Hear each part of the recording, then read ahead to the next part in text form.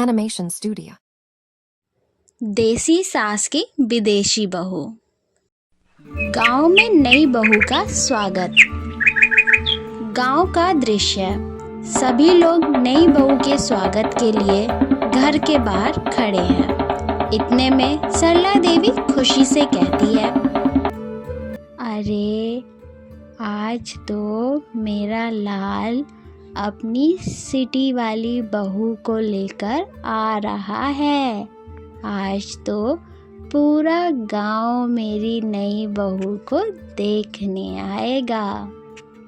अरे हाँ सरला जी, हमें भी सुनने में आया था, लेकिन आपकी बहू जी तो काफी ज्यादा फैशन और मॉडल है ना, तो वो गांव में कैसे चलेगी इतनी धूल में अपनी हील्स पे? अरे रुक्मणी, तू चिंता मत कर, एक बार मेरी बहू को आने तो दे तू गांव में, फिर देखियो वह यह देसी गांव छोड़कर शहर भूल जाएगी।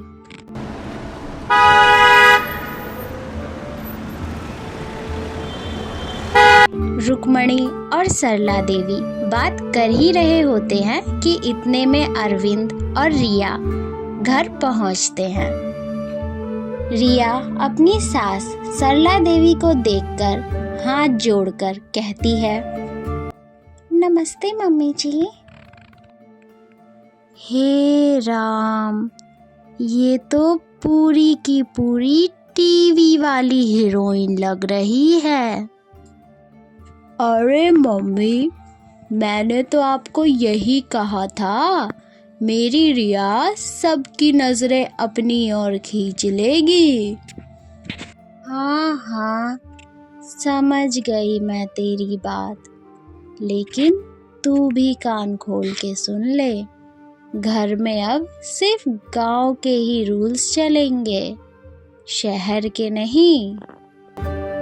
अगले दिन रिया गांव के किचन में जाती है, जिसे गांव में लोग रसोई घर कहते हैं। अरे मम्मी जी, ये चूल्हा कैसे जलता है? इसमें तो गैस की जगह धुआं आ रहा है सिर्फ। अरे यही तो असली स्वाद है बेटी, देसी तवे की रोटी लकड़ी की आंच में जो बनती है। ओह माय गॉड, ये तो ऐसा लग रहा है जैसे कि मैं कोई स्मोकिंग मेकअप नहीं बल्कि स्मोकिंग रोटी बना रही हूँ। अरे भाभी, आपके हाथों की रोटी तो फैशन शो में ही जल जाएगी। दोपहर का समय। रिया बालकनी में अपनी फ्रेंड पायल से फोन पर बात कर रही होती है। तभी रिया पायल से कहती है, हाँ पायल, तुझे पता है गांव में तो सब बहुत प्यारे हैं, लेकिन मुझे ना थोड़ी सी शॉपिंग थेरेपी चाहिए, और तुझे पता है यहाँ पे तो एक भी मॉल नहीं है। रिया को फोन पर बात करता हुआ देख सरला सुन लेती है और रिया से कहती है, अरे बहू, तुझे यहाँ हाट बाजार मिल जाएगा, तो फिर मॉल की क्या ज़रूरत है? अरे मम्मी जी, वो हाट में तो सिर्फ देसी चीज़ें ही मिलती हैं ना, और मैं तो बस थोड़ा सा विंडो शॉपिंग करना चाहती थी। मम्मी, कल शहर चलिए ना, बस यहाँ से 15 किलोमीटर दूर का ही तो मॉल है, मैं वहाँ से झुमके भी ले लूँगी। ठीक है बहू, तो कल फिर हम चलते हैं मॉल, लेकिन बहू थोड़ा ध्यान से, गांव में हमारी बहुत इज्जत है। ओके मम्मी जी, आज आप देखिएगा, आज तो रिया बनेगी देसी फैशन आइकन। अगले दिन रिया, सरला देवी और गुड्डी तीनों के तीनों शहर के मॉल जाने के लिए निकल जाते हैं।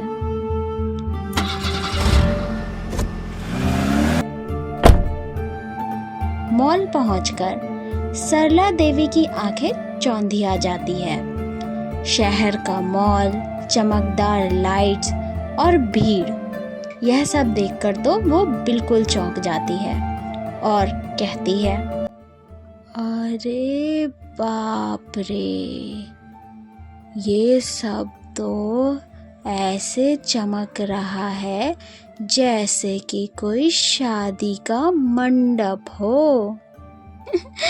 अरे मम्मी जी, ये शॉपिंग मॉल है शहर का, यहाँ हर चीज़ आपको ब्रांडेड ही मिलेगी। तभी मॉल में रिया और रिया की सास सरला देवी दोनों कपड़े के सेशन में जाते हैं और वहां जाकर कपड़े देखते हैं कुछ। तभी रिया की सास एक जीन्स की ओर देखते हुए कहती है, अरे बहू, ये देखियो जरा, मॉल में तो इतनी लाइट्स लगा के चमका दी है, लेकिन कपड़े यहाँ तो फटे फटे हुए मिलते हैं। अरे मम्मी जी, आप भी ना, आपको पता है ये रिप्ड जीन्स है, जो कि ये फटी हुई डिज़ाइनर है और इसकी कीमत आपको पता है, पूरे 5,000 की है ये। क्या? हमारे यहाँ तो ऐसी फटी हुई जीन्स फेंक देते हैं लोग, और यहाँ 5,000 की मिलती है। इतने में तो मैं गाय खरीद लूं। सरला देवी की यह बात सुनकर रिया और गुड्डी दोनों की दोनों खूब जोर जोर से हंसने लगती हैं। अरे मम्मी जी, अब वो जीन्स वीन्स छोड़िए, आप ये देखिए साड़ी, कैसी साड़ी है ये? हाँ बहू, साड़ी तो बढ़िया है, लेकिन इसमें चमक थोड़ी कम है। गांव की औरतें कहेंगी मॉडल बहू की फीकी साड़ी। सभी लोग हंसते हुए बिलिंग काउंटर की ओर बढ़ते हैं अपनी शॉपिंग कंप्लीट करने के बाद। बिलिंग काउंटर पे बिलिंग करवाने के बाद, मॉल में घूमने के बाद और शॉपिंग करने के बाद वह लोग गांव की तरफ वापस लौट जाते हैं।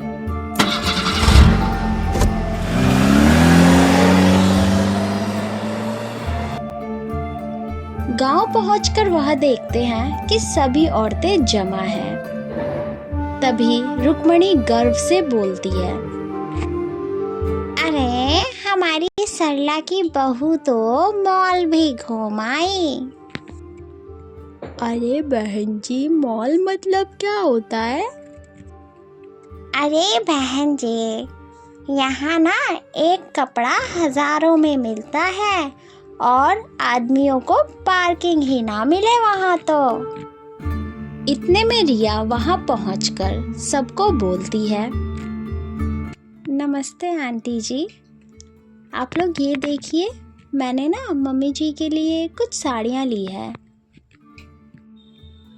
अरे वाह बहू, ये तूने मेरे लिए ली है? इतनी सुंदर साड़ी तो मैंने ना कभी देखी और ना कभी पहनी है। अरे हाँ हाँ सरला जी, अब तो सास और बहू दोनों ही फैशन क्वीन जो बन गई हो।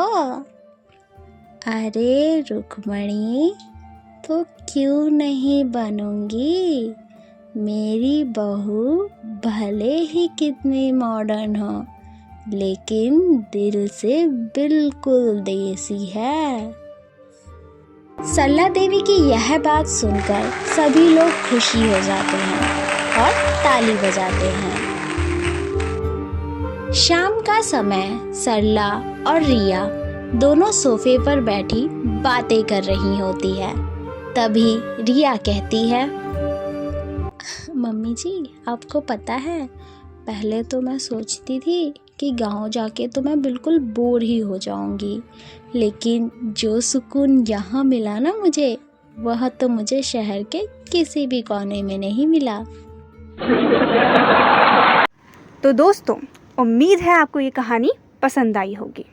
पसंद आई है तो वीडियो को लाइक करें, चैनल को सब्सक्राइब करें और हाँ, इसे अपने दोस्तों के साथ शेयर करना बिल्कुल भी मत भूलिएगा। साथ ही कमेंट बॉक्स में ज़रूर बताइएगा आपको ये कहानी कैसी लगी। अभी के लिए बस इतना ही। आप यूं ही मुस्कुराते रहिए और जुड़े रहिए आपके अपने चैनल एनिमेशन स्टूडियो के साथ।